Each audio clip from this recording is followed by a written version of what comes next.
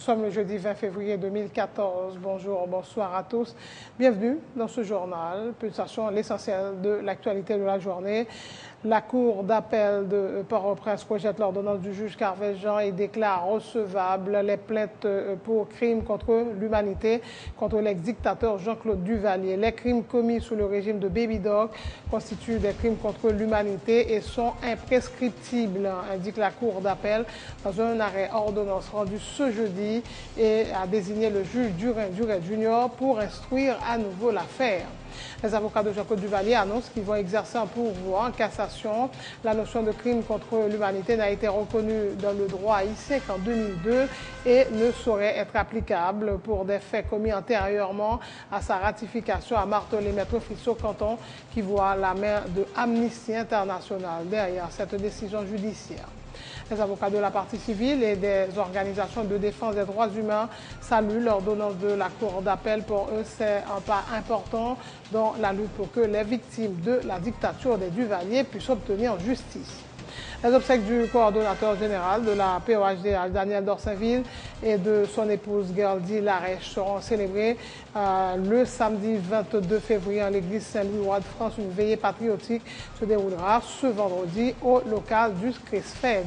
Daniel Dorsainville et son épouse Gerdy Larèche ont été assassinés le 8 février dernier à Port-au-Prince.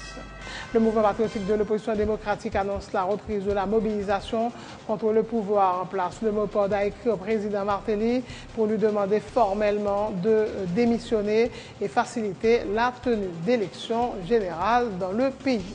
L'actualité sur le plan international, la situation se dégénère en Ukraine. Au moins 100 personnes sont mortes depuis la reprise des affrontements à Kiev. Le président Viktor Yanukovych aurait accepté des élections anticipées en 2014. Nouvelle avancée dans le dossier du nucléaire iranien. Après 3 jours de discussion à Vienne, l'Iran et le groupe des 5+1 se sont accordés sur un cadre de négociation pour une résolution définitive à ce problème. La prochaine rencontre aura lieu le 17 mars. En sport, le biathlète Ole Einar Jøndalen est désormais au sommet de l'olympisme. Après 13 médailles, le Norvégien est devenu mercredi à 40 ans l'athlète le plus médaillé de l'histoire des Jeux olympiques d'hiver grâce à sa victoire avec le relais mixte de son pays en biathlon. L'Américaine Venus Williams s'est qualifiée pour les demi-finales du tournoi de Dubaï en battant l'Italienne Fava Pennetta 6-3, 7-5. Voilà, mesdames et messieurs, pour le menu du journal.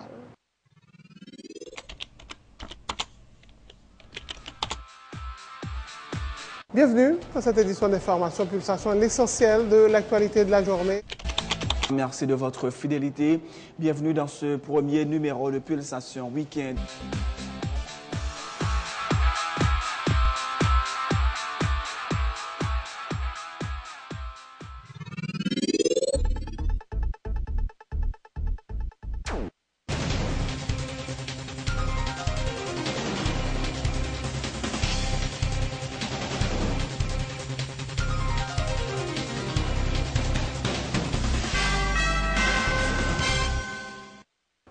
Et c'est parti, mesdames et messieurs, pour le développement du journal. La Cour d'appel de Port-au-Prince rejette l'ordonnance du juge Carvez-Jean et déclare recevables les plaintes pour crimes contre l'humanité contre Jean-Claude Duvalier. Les crimes commis sous le régime de Baby Dog constituent des crimes contre l'humanité et sont de par leur caractère imprescriptible, indique la Cour d'appel dans un arrêt ordonnance rendu ce jeudi 20 février 2014 et a désigné le juge Duret Junior pour instruire à nouveau l'affaire. Les témoins qui n'ont pas été entendus par le juge Carvez-Jean pourront être entendus par le juge Duret, qui pourra également entendre d'éventuels nouveaux témoins, a indiqué le président de la Cour d'appel, Maître Jean-Joseph Lebrun. Reconnaît que la notion de crime contre l'humanité fait partie de la coutume internationale et que la coutume internationale fait partie du droit interne haïtien. Dit et déclare que les actes reprochés au nommé Jean-Claude Duvalier constituent des crimes contre l'humanité et sont, de par leur caractère continu, imprescriptibles, et que la disposition des articles 464, 465, 468 du CIC invoqués par l'inculpé Jean-Claude Duvalier ne sont pas d'application en l'espèce. Dit que de sérieux indices relatifs à la participation indirecte et à la responsabilité pénale de l'inculpé Jean-Claude Duvalier sont évidents. Pour s'être abstenu de prendre les mesures nécessaires et raisonnables afin d'empêcher la commission des crimes et en prendre les mesures nécessaires et raisonnables et en punir les auteurs. Rejette l'exception tirée du principe de la litispendance soulevée par l'inculpé Jean-Claude Duvalier parce que non fondée.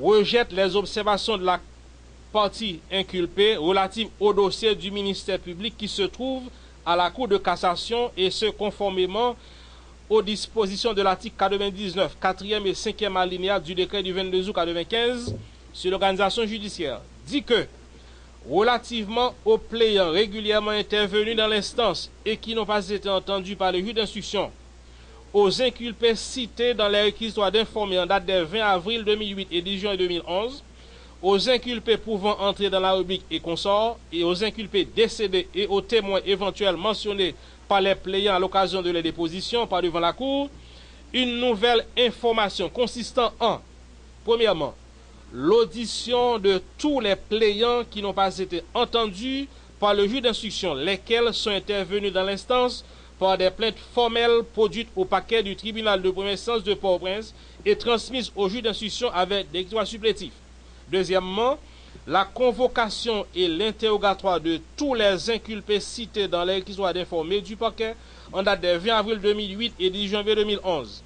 L'identification de ceux entrant dans la rubrique et consorts et la précision de la situation des inculpés décédés. Troisièmement, l'audition à titre de témoin de tous les citoyens cités par les plaignants à l'occasion de leur déposition par devant la Cour.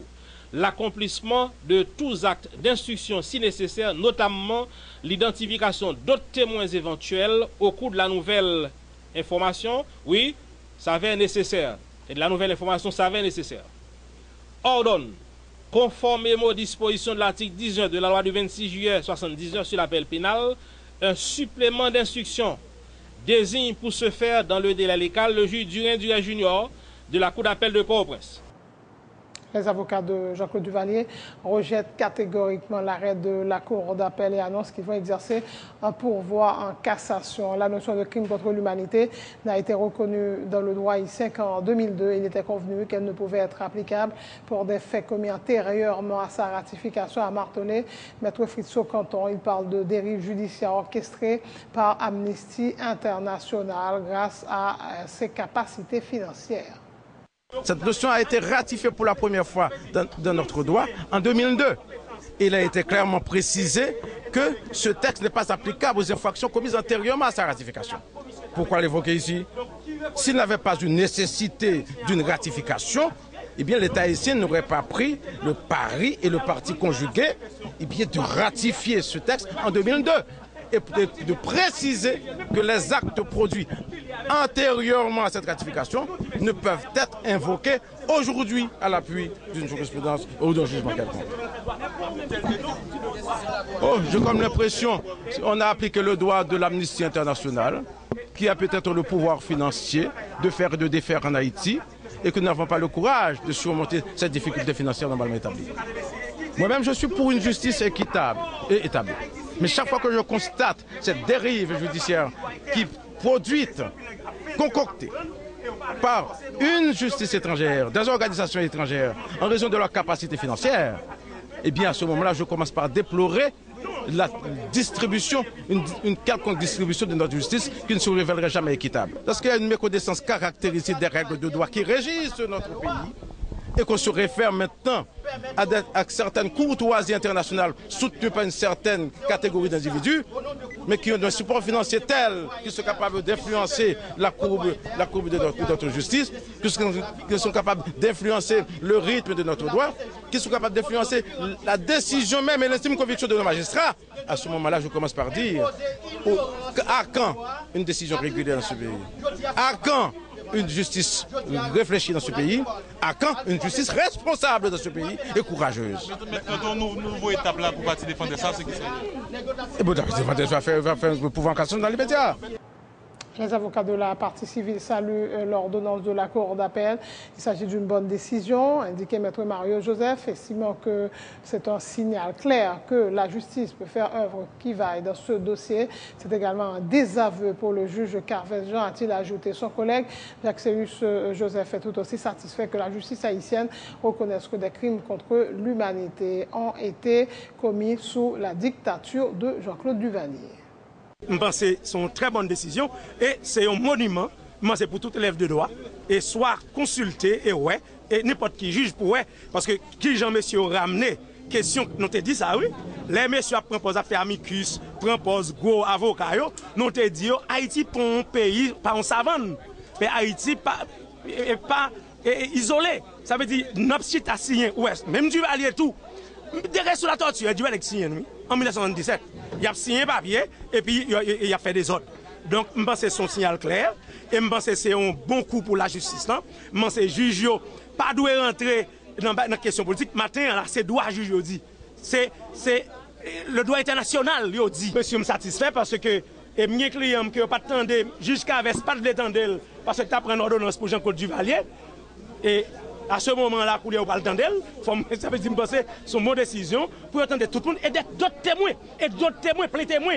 Tout le monde connaît ce qui est passé sous Jean-Claude Duvalier de 71 à 86. Tout le monde ici, tout le monde en Haïti connaît.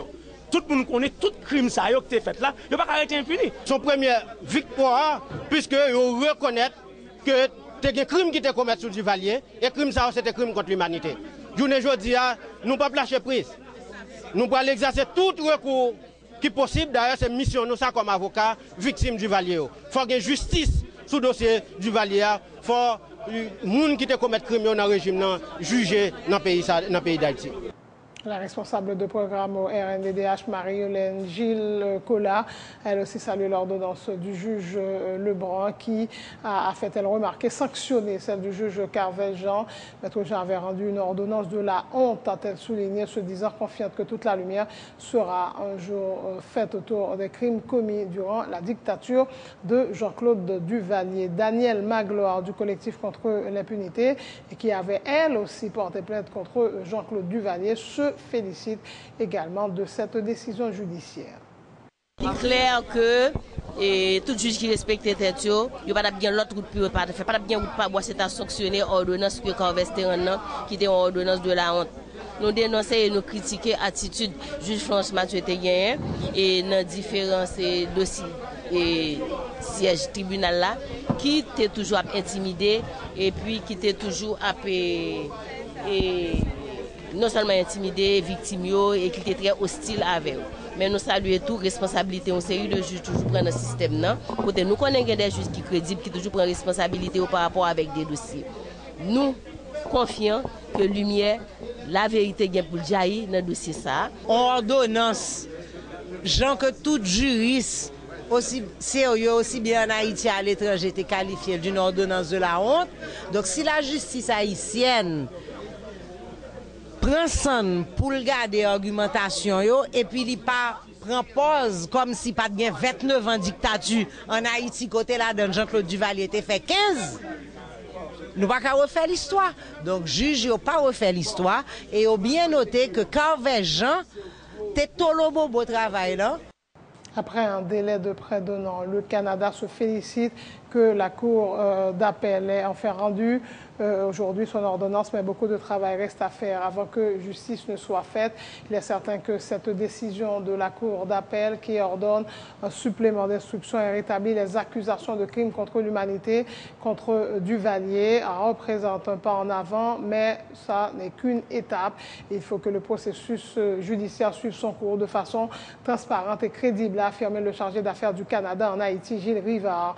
Le chargé d'affaires a aussi rappelé que le Canada croit fermement que Jean-Claude Duvalier doit répondre devant la justice de nombreuses allégations documentées d'abus qui auraient eu lieu durant les 15 années où il a été à la tête de l'État haïtien. Le cas de l'ancien président Duvalier représente une opportunité de démontrer que ces éléments importants sont présents en Haïti et que l'État haïtien remplit ses responsabilités en fournissant d'un côté un système de justice indépendant et efficace à ses citoyens, de l'autre un procès équitable équitable pour les personnes accusées de crime.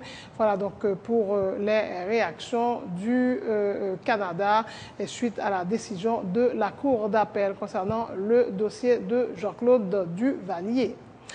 La Fondation Groupe d'Alternatives et de Justice Gage et la plateforme des organisations haïtiennes de droits humains confirment l'organisation ce samedi des funérailles du coordonnateur général de la POHDH, Daniel Dorsainville, et de son épouse Goldie Larèche, assassinée le 8 février dernier à Port-au-Prince. La cérémonie aura lieu à l'église Saint-Louis-Roi de France à 8 h du matin et l'inhumation se fera au parc du Souvenir. Plusieurs activités seront organisées en prélude à la cérémonie, notamment une veillée traditionnelle ce vendredi et à la maison funèbre Ange Bleu et une veillée patriotique au local du CRISFED le même jour. Le Gage et la POHDH réaffirment leur volonté de continuer à lutter pour le triomphe de l'état de droit, une société fondée sur la dignité de la personne humaine. Antoine Mortimer est le secrétaire exécutif de la POHDH. Plateforme organisation droit mondiaux, ensemble avec Mamlio, on l'autre fois nous condamner et dénoncer cynique ou bien façon extraordinaire il a assassiné le coordonnateur général plateforme non, ou bien mon exam assassiné le coordonnateur général plateforme non, ensemble avec madame Daniel Dorsainville et Goldie Larèche Dorsainville samedi 8 février 2014 là dans Avenue Maternité Kin et Bois Patate dans la zone Canapé Vert qui quittait famille Daniel, la famille Larèche et puis secteur droit monde et tout l'autre monde qui touche la question ça non Godey. Et nous avons annoncé funérailles à chanter samedi 22 février 2014 là, à 8 h du matin dans l'église Saint-Louis-Roi de France dans Tujo, Port-au-Prince. Et après messe là, il va enterrer Koyo dans le parc souvenir qui est dans la commune Tabar. Et avant funérailles, il y a une série d'activités d'hommage avec Daniel Dorsainville comme coordonnateur général de la plateforme organisation haïtienne droit mondiaux et puis madame Ni Goldie Larèche. Et une activité c'est une veillée patriotique qui a fait dans la ville au Cap jeudi 20 février 2014 là dans le local Fondation Gage sorti 5 h arrivé 8 h du soir. Et puis dans Port-au-Prince demain on a gagné une double veillée ou bien des veillées, une veillée traditionnelle qui a fait sorti 5 h arrivé 7 h après-midi dans la maison fidèle Ange Bleu qui est tout près de l'église Sacré-Cœur Tujo. Et à côté de ça, organisation droit mondiaux avec organisation démocratique yo mettent ensemble pour faire une veillée patriotique dans le local CRISFED qui est dans le numéro 28 rue Jean-Baptiste dans Canapé Vert sorti 4 h arrivé 8 h dans la soirée. Organisation qui membre plateforme non, secrétariat nous réaffirmer détermination nous, volonté nous gagner pour continuer à lutter pour l'état des droits triompher dans le pays pour nous reconnaître droit monde et pour autorité respecter droit monde surtout pour nous continuer goumer pour une société qui chita sur la justice qui chita sur respect dignité avec droit monde. Le mouvement patriotique de l'opposition démocratique annonce la reprise de la mobilisation contre le président Martelly et le Premier ministre Laurent Lamotte. Les organisations populaires qui avaient l'habitude de participer aux manifestations de rue contre l'équipe en place sont invitées à battre à nouveau le pavé aux côtés du MOPOD, a dit le coordonnateur adjoint Dr Thionep DLP, estimant que le Parlement aurait dû destituer le chef de l'État et le chef du gouvernement pour corruption et violation de la Constitution. Pour sa part, le coordonnateur du MOPOD, Jean-André Victor, confirme avoir écrit cette semaine au chef de l'État pour lui demander formellement de démissionner.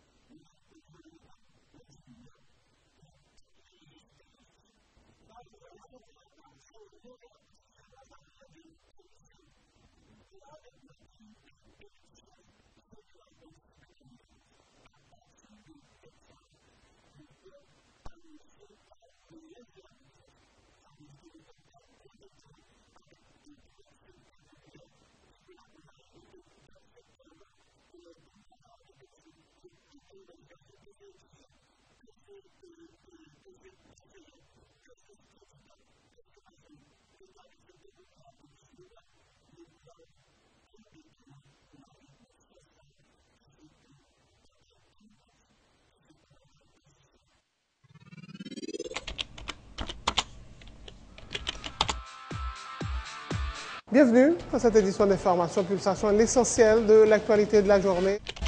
Merci de votre fidélité. Bienvenue dans ce premier numéro de Pulsation Week-end.